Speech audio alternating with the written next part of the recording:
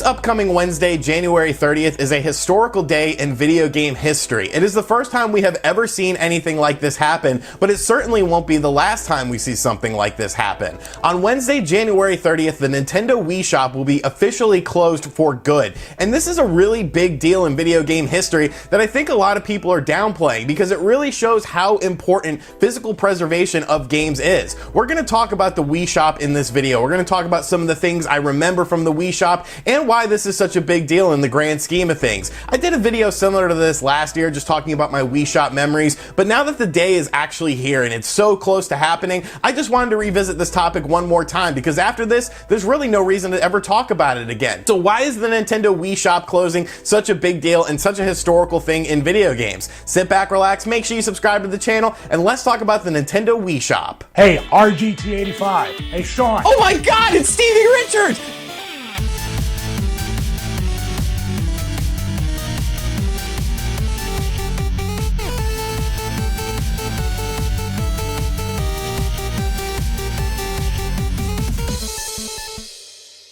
So on Wednesday, January 30th, you will no longer be able to purchase anything on the Nintendo Wii Shop, and this is honestly a big deal. Of course, last year they got rid of the ability to add any points to your Nintendo Wii Shop account, but if you have any points on your account that have not been used, they will just go away. In a statement released by Nintendo on January 16th, they said the following: as previously announced, the Wii Shop channel will close for good on January 30th, 2019. The ability to add points was removed last year, but if you have any Wii points that you wish to spend, you must do so before January 30th, 2019. If you have any questions, please see our Q&A. Please also note that as the Wii Shop channel closure date approaches, remaining video on demand services on the Wii will be ending as well. Thank you for supporting Wii Shop channel and for being such great fans of Nintendo. Sincerely, your friends at Nintendo. Now this of course is saying that things like Netflix and Hulu, which were available on the Nintendo Wii but still aren't available on the Nintendo Switch, at least Netflix isn't,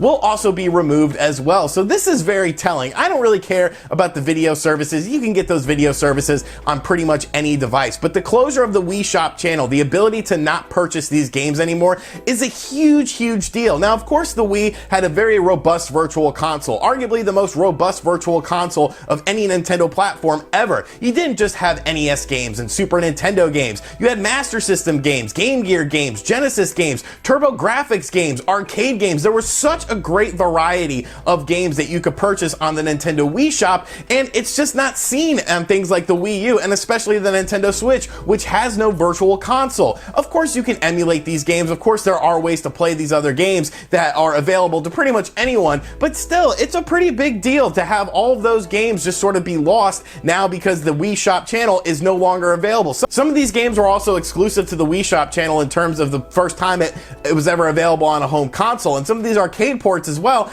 so it's honestly a pretty big deal. But honestly, the virtual console stuff doesn't bother me nearly as much as the actual WiiWare stuff, because a lot of these games that released on WiiWare were only released on WiiWare, and there's no other way to play these games without doing something like emulation, and a lot of people don't want to bother with that, especially with the way the Wii is set up. A lot of these games require motion control, so it was kind of hard to emulate these games. Two games that really stick out to me have to be the Rebirth series. There was Contra Rebirth, Gradius Rebirth, and Castlevania Rebirth, but Contra Rebirth and Castlevania Rebirth were definitely my two favorites out of the Rebirth series. These games were absolutely awesome. They were classic 2D side-scrolling Konami adventures that were exclusive to the Nintendo WiiWare. They've never been released on any other platform since then, so the only way to play these games was available through WiiWare, and the fact that WiiWare is now completely gone and you can't even purchase these games anymore, it's honestly a pretty big deal. We've never seen this sort of thing happen before. We've seen things like streaming services close down. We've seen things like games be removed from digital marketplaces, but we've never seen the whole digital marketplace actually close, thus making these games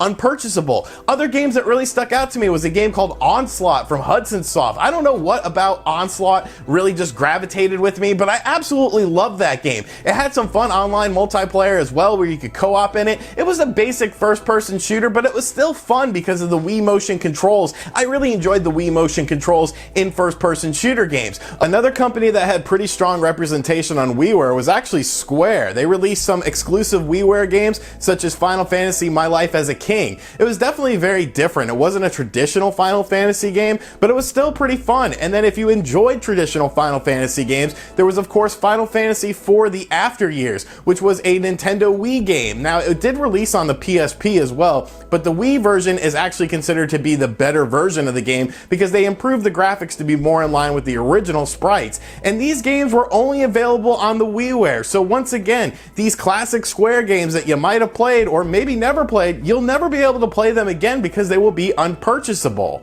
Of course, even Nintendo had some exclusive games. You had games like an Excitebike version that had like 3D graphics on it that has never been released on anything else. And of course, you had Doc Lewis's Punch-Out, which was also exclusive to WiiWare for Club Nintendo members. So the fact that these games will never be able to be purchased again, so the fact that you can never purchase these games again, and if you haven't purchased them or you didn't get them at that time, you'll never be able to get them again, honestly, is a pretty damn big deal. This is why people like physical video games, because of things like this. Things like this are what make physical video games so important in my opinion, because you will always have that game if you purchase that game. You always have that game in your hand as long as you don't lose it. But with things like this, with the ability to not even purchase these games anymore, it's honestly just pretty scary. The all-digital future can be very scary. The Wii isn't really all that old in the grand scheme of things. It's only 2 generations old, and all of these games that were available on WiiWare that weren't ported to other consoles, or maybe were just games that you grew up enjoying and playing, you'll never be able to repurchase those games again. Let's be honest, a lot of people probably don't have their original Wii. I know I don't. So a lot of these games, I'll never be able to purchase them again. Even though I still own a Wii, I have a Wii that I've purchased since my original one, but I'll never be able to download these games again onto my Wii. So, you know, it's just crazy to see this, you know. It's definitely very telling of the future of video games, and it just shows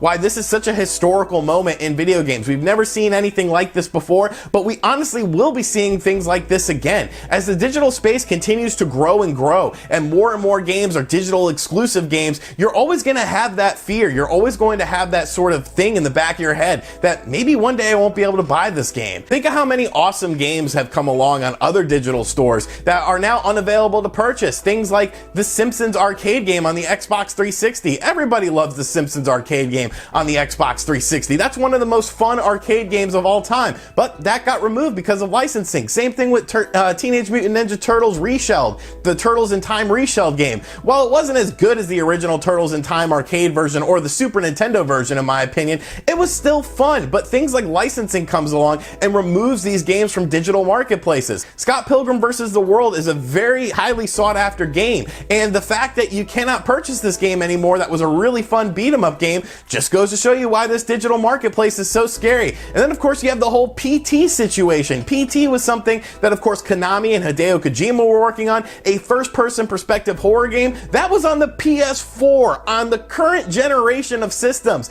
And then because of a fallout between the two companies, the PT demo got removed and you can never download it again. I own a PS4. I did not download PT in time, and now I'm never able to play PT. And it's just so crazy to me. I don't like this whole digital thing. This all digital thing is very scary. Yes, there are positives to all digital stuff because it allows smaller companies to get their foot in the door and get their games out to bigger audiences that honestly, if they went a physical route, they probably wouldn't be able to do that. They wouldn't be able to make these physical games. So I do appreciate that. I also appreciate it for smaller projects, you know, projects that maybe would have never been able to be done on a grand scale of a physical release that are available to be done in digital stuff. Because honestly, digital is cheaper for a lot of these companies to manufacture because you don't have to worry about manufacturing carts or discs and box art and boxes themselves. Even though once you're buying things in bulk, it's not all that expensive, you're still trying to maximize your profits. So I totally get it. It's definitely a great way for smaller companies to get invested. But still, you always have to think in the back of your mind that this game could be gone in an instant. And it's a very scary thing. And the fact that the Wii Shop is closing is honestly just a really big deal. So let me know in the comments section down below what you think about the Nintendo Wii Shop closing for good, no longer being able able to purchase anything on there and just completely going away. Because honestly, it's a monumental thing in video game history that I think a lot of people are downplaying and not really realizing that this is the way the video games are going, and it's honestly pretty scary. So let me know in the comment section down below what you think about everything, and as always, thank you guys for checking out this video. Let me know some of your Nintendo Wii Shop memories in the comment section down below. Like I said, there were a ton of WiiWare games, Wii exclusive WiiWare games on there as well. Of course, the robust virtual console, and as always, thank you for checking out this video. Be sure to hit that like button and subscribe if you're new to the channel, and as always, I will catch you guys on the next video. Later.